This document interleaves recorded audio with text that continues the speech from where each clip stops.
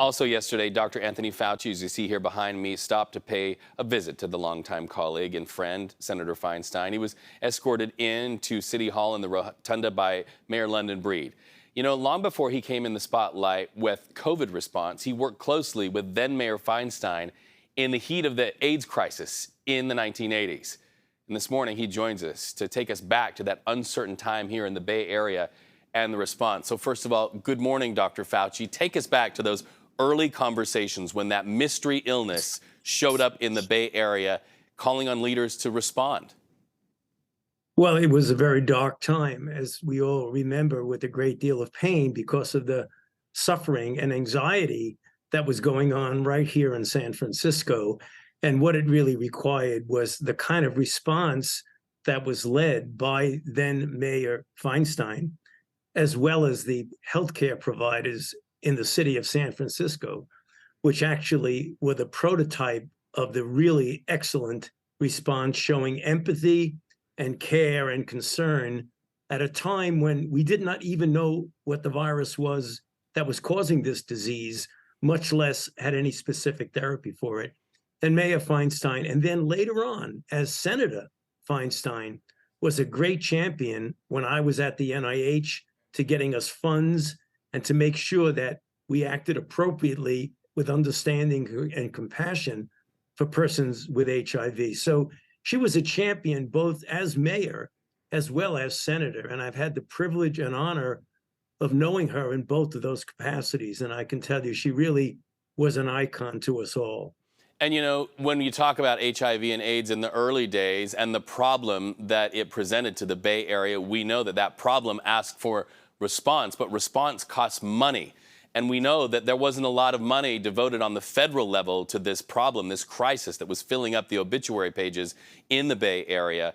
Tell us about Dianne Feinstein and her choice to really fund it locally, because we understand there was a huge contrast between the local budget and the federal budget for a couple of years.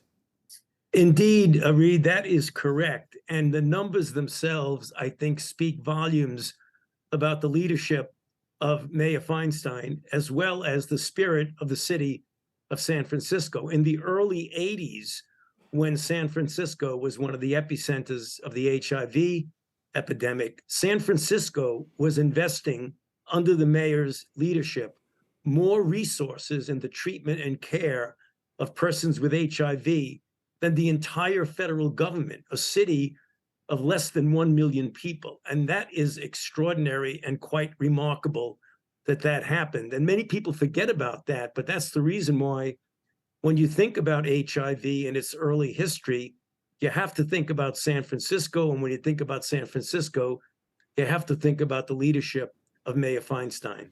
And why? You know, in relation to this subject, it was for many, many years a political liability. If a politician stepped forward and advocated for more funding for people with HIV and AIDS, it wasn't a favorable move to make. What was Dianne Feinstein's why to be so bold to get the money behind the fight?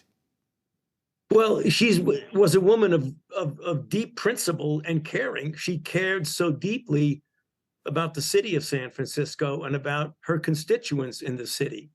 So she just did not take these barriers as in any way impeding her to doing what she needed to do during those early years of really pushing the envelope. And her leadership is you know, the implications of her leadership are seen even up to this day. Well, and I think about the people who benefited, and some people lined up yesterday at City Hall to talk about what the response was for HIV and AIDS and what it meant for people. In that environment, we know, history now tells us, that there were men who were outcast from their families, not only because of their sexuality, but because of this mystery illness that came up. So it's very touching to think that the two of you stepped forward and worked together. How does that inform the conversation nationally about building bridges? We have a divided Congress. We have people who cannot seem these days to have a meeting of the minds on a state, federal, or even local level as it pertains to homelessness and helping people out with the fentanyl crisis. What is the mandate? What is the lesson from the life and the lessons learned in the 1980s?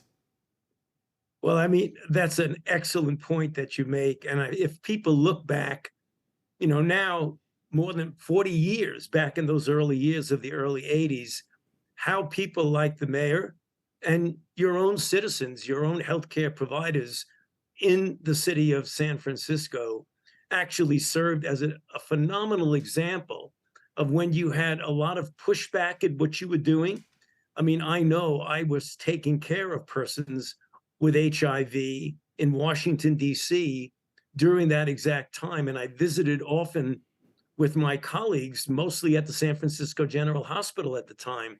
Some of the heroes of the nurses and the healthcare Yes. providers and the doctors here in San Francisco were able to show that despite the pushback on some who were puzzled by this mysterious disease and actually were actually pushing back against the kind of care that ultimately these people needed, we had a meeting of the minds, and ultimately we all came together because we realized that all of us had the same goal: to take the proper care of people who needed care. And it's under those circumstances that the model of what happened here in San Francisco, I think, as you alluded to a moment ago, can serve as an example for the kind of working together on all sides of the political spectrum to come to the common goal of what is the common good, in this case of the city of San Francisco, but in general for the whole country, if not the world.